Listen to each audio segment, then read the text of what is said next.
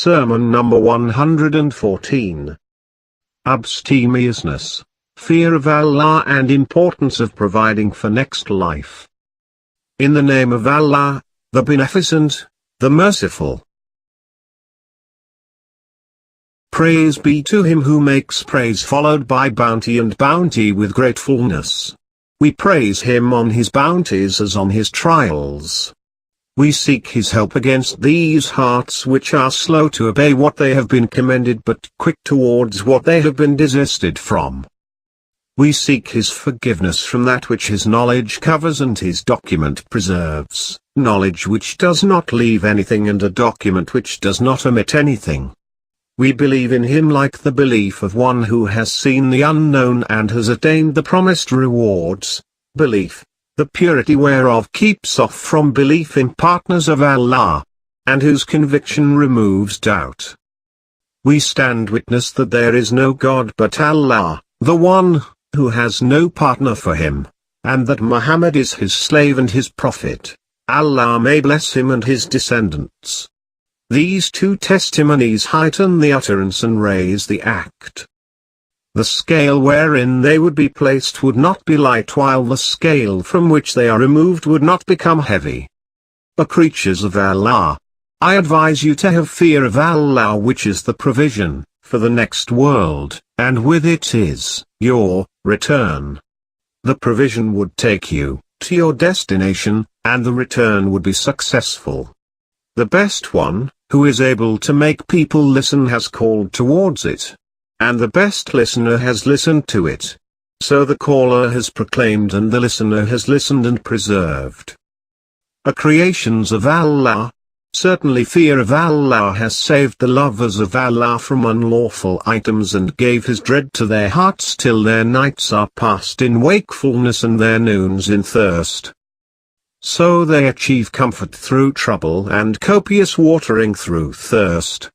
They regarded death to be near and therefore hastened towards good actions. They rejected their desires and so they kept death in their sight. Then, this world is a place of destruction, tribulations, changes and lessons. As for destruction, the time has its bow pressed to readiness, and its start does not go amiss, its wound does not heal, it afflicts the living with death, the healthy with ailment and the safe with distress. It is an eater who is not satisfied and a drinker whose thirst is never quenched. As for tribulation, a man collects what he does not eat and builds wherein he does not live. Then he goes out to Allah without carrying the wealth or shifting the building. As for its changes, you see a pitiable man becoming enviable and an enviable man becoming pitiable. This is because the wealth has gone and misfortune has come to him. As for its lessons, a man reaches near realization of his desires when, suddenly, the approach of his death cuts them. Then neither the desire is achieved nor the desirer spared. Glory to Allah, how deceitful are its pleasures, how thirst-rousing its quenching and how sunny its shade. That which approaches, that is death, cannot be sent back. He who goes away does not return. Glory to Allah, how near is the living to the dead because he will meet him soon, and how far is the dead from the living because he has gone away from him. Certainly nothing is viler than evil except its punishment, and nothing is better than good except its reward. In this world everything that is heard is better than what is seen, while of everything of the next world that is seen is better than what is heard. So you should satisfy yourself by hearing rather than seeing and by the news of the unknown.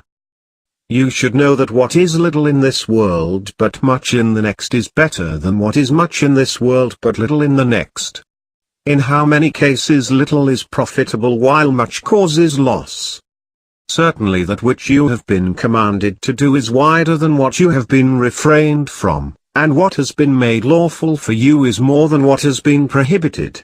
Then give up what is less for what is much, and what is limited for what is vast. Allah has guaranteed your livelihood and has commanded you to act. Therefore, The pursuit of that which has been guaranteed to you should not get preference over that whose performance has been enjoined upon you. But by Allah, most certainly the position is that doubt has overtaken and certainty has been shattered. And it seems as if what has been guaranteed to you is obligatory on you, and what was made obligatory on you has been taken away from you. So, hasten towards good actions and dread the suddenness of death. Because the return of age cannot be hoped for, as the return of livelihood can be hoped for. Whatever is missed from livelihood today may be hoped tomorrow with increase. But whatever is lost from the age yesterday, its return cannot be expected today. Hope can be only for that which is to come, while about that which is past there is only disappointment. So fear Allah as He ought to be feared, and do not die until you are true Muslim.